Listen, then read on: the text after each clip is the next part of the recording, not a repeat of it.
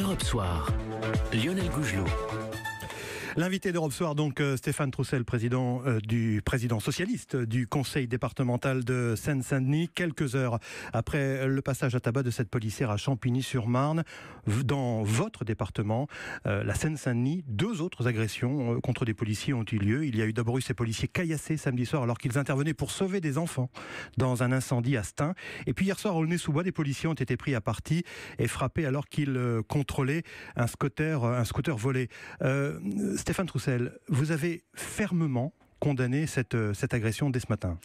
Oui, parce que c'est insupportable que des policiers, celles et ceux qui sont chargés au quotidien d'assurer notre sécurité, de faire en sorte que ce ne soit pas la loi du plus fort qui l'emporte, eh bien c'est insupportable qu'ils soient pris à partie, qu'ils soient roués de coups. Et donc oui, il faut une condamnation exemplaire, il faut que les moyens de la police et de la justice soient mis en œuvre pour retrouver, identifier les auteurs de ces attaques et qu'ils soient lourdement condamnés. Parce que moi, je sais que à chaque fois que la police ou la justice ne peut pas faire correctement son travail, en particulier dans les quartiers populaires, eh bien c'est toujours les plus fragiles, les plus vulnérables qui sont les premières victimes de cette incapacité de la police à assurer sa mission. Donc oui, je veux dire aux policiers mon soutien et dire que la puissance publique tout entière doit être à leur côté. En tant qu'élu de terrain, je disais tout à l'heure, comment vous expliquez, Stéphane Troussel, cette espèce de haine du policier qui se développe dans les quartiers, dans certains quartiers? D'abord, je veux dire aussi que ce qui s'est passé par exemple à Champigny, et y compris ce qu'on sait maintenant, des conditions d'organisation de cette soirée, aurait pu se passer dans n'importe quel autre territoire. Je dis dans certains quartiers partout en France. Et il faut dire aussi que c'est révélateur, me semble-t-il, du niveau aussi de violence qui peut exister dans certains comportements individuels, mais dans la société en général. Parce que combien d'autres exemples nous pouvons avoir à la fois de policiers, d'agents des services publics ou même des individus qui sont roués de coups. Donc je trouve qu'il faut aussi que notre société s'interroge sur, encore une fois, le niveau de violence qui existe chez un certain nombre d'individus. Est-ce que vous n'êtes pas aussi un peu écœuré, comme le sont certains policiers, qui le disent là ce soir dans les rassemblements qui ont lieu un peu partout en France, que ces agresseurs de policiers, quand ils reviennent parfois dans certains quartiers, ils passent pour des héros, pour des caïds, pour des cadors? Pas forcément non plus. Je veux pas non plus tomber dans cette analyse-là, parce que au même moment, par exemple, dans mon département en Seine-Saint-Denis, il y a des femmes, des mères de famille dans un quartier qui ont organisé des tournées pour faire en sorte que ça se passe bien dans le quartier. Justement, j'allais vous en parler. Est-ce que c'est pas un peu incroyable qu'on soit obligé d'en arriver là, que les citoyens soient obligés de faire entre guillemets une police, même si c'est une police bienveillante comme ces mamans, dans leur quartier, au bas des immeubles? En tout cas, il faut faire tout en même temps. Il faut à la fois soutenir les policiers, condamner quand il y a des faits de cette gravité-là, les soutenir aussi dans leur mission au quotidien.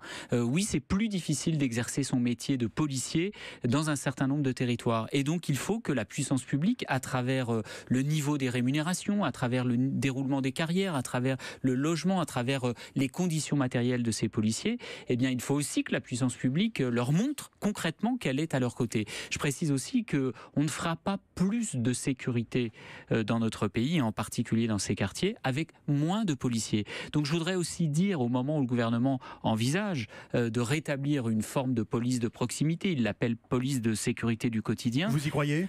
En tout cas, moi, je crois à la police de proximité. Oui, il faut que ça soit banal au quotidien pour nos concitoyens de voir des policiers. Pas seulement de les voir quand il se passe quelque chose. Il faut qu'ils soient là au quotidien. Mais dans ces quartiers-là, est-ce qu'il n'y a pas quelque chose de définitivement cassé entre la police et certains habitants ? Non, je ne crois pas. Non, je ne crois pas. Mais pour cela, pour que ça ne soit pas définitivement cassé, eh bien, il faut que la présence policière au quotidien, elle soit banalisée.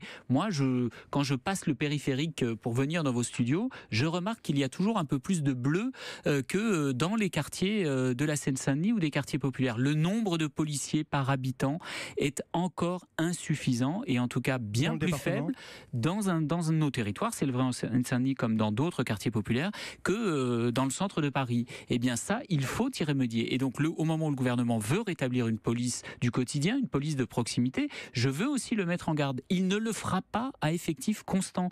Il faut que dans ces quartiers, eh bien, bien, on y affecte plus de policiers, plus nombreux, plus expérimentés, avec plus de gradés, y compris pour identifier, pour faire des enquêtes quand il se passe des drames comme cela. Quand il y a une agression contre des représentants des forces de l'ordre, faut-il rétablir les peines planchées pour ces actes comme le demandent certains élus de droite ? Franchement, je ne sais pas si ça peut être dissuasif. Parce que, encore une fois, quand des individus sont capables d'un tel niveau de violence, je ne suis pas sûr que l'existence d'une peine planchée va changer quoi que ce soit à leur comportement. Il faut surtout que la police et la justice aient les moyens de faire leur travail, d'identifier ces individus pour qu'ils puissent être lourdement sanctionnés. Pour un département comme le vôtre, Stéphane Troussel, ces questions de sécurité, elles doivent aussi se traiter socialement. Vous qui êtes à la tête... On dit le département le plus pauvre de France. On vous a beaucoup entendu protester contre la baisse des subventions, la suppression des emplois aidés. Est-ce que tout ça, ça aggrave aussi la situation ? À l'évidence, quand il y a un certain nombre de tensions ou de difficultés dans un quartier ou dans des quartiers en général, oui, ça aggrave la situation. Mais encore une fois, moi, pas d'angélisme. D'abord, la condamnation la plus ferme, la plus totale. Ces comportements-là sont inacceptables. Parce qu'encore une fois, ce sont toujours les plus fragiles qui souffrent de ces situations-là. Mais oui, parallèlement, oui, il y a encore trop de discrimination, d'inégalité, de souffrance dans un certain nombre de quartiers qu'il faut parallèlement traiter. Et donc, je mets en garde le discours permanent sur le périmètre de la puissance publique, sur les services publics, sur les fonctionnaires. Eh bien, dans nos quartiers, on a besoin d'agents du service public. On a besoin de fonctionnaires. Il y a toujours le même déficit que l'on observe depuis des années. J'ai pas suffisamment de policiers en Seine-Saint-Denis. Je n'ai pas suffisamment de greffiers, de magistrats dans les tribunaux de Seine-Saint-Denis pour justement que les condamnations elles puissent aller au bout. Donc la petite musique libérale permanente sur il faut le réduire le périmètre des services publics, eh bien ce n'est pas possible quand on doit affronter de telles situations. J'aimerais que la carte des commissariats de Seine-Saint-Denis ne soit pas revue à la baisse dans quelques mois par exemple. Parce que c'est ce qui est prévu. Parce que c'est ce qui avait été envisagé. Est-ce que le plan de relance de la politique de la ville annoncé par Emmanuel Macron en novembre dernier, est-ce que ce plan peut changer quelque chose ? Est-ce que vous y croyez ? Est-ce que vous vous dites tiens là voilà il va y avoir une nouvelle dynamique ? En tout cas j'ai entendu un beau discours du président de la République avec des mots qui ont sonné doux à mes oreilles. Un beau discours.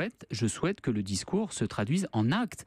Par exemple, oui, je suis inquiet des conséquences du projet de loi de finances qui a été voté sur le logement social.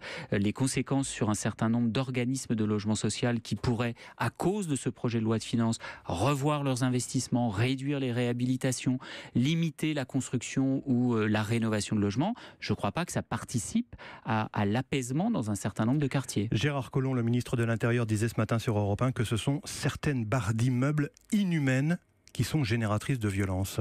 En tout cas, il faut absolument poursuivre la politique de la ville et la rénovation urbaine pour finir d'achever cette rénovation urbaine qui avait été entamée, casser les ghettos, comme on dit, mais on sait très bien que la question urbaine, elle doit aussi s'accompagner des efforts sur l'éducation, la formation, le développement économique dans ces quartiers et aussi une présence des services publics accrue.